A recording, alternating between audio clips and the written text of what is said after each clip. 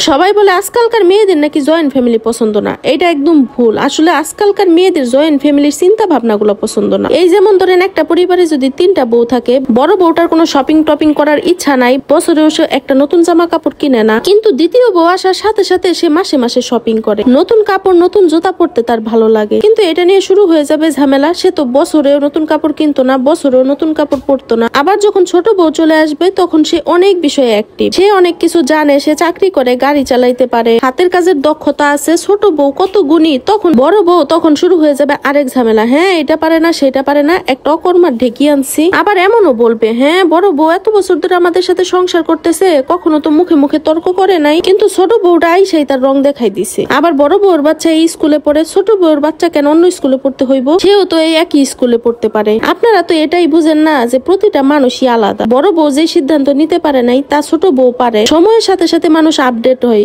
এটাই আপনারা বুঝেন না। আপনারা তো কিছুই বুঝেন না, উল্টা বউর মাঝে বউর প্রতিযোগিতা শুরু করে দেন।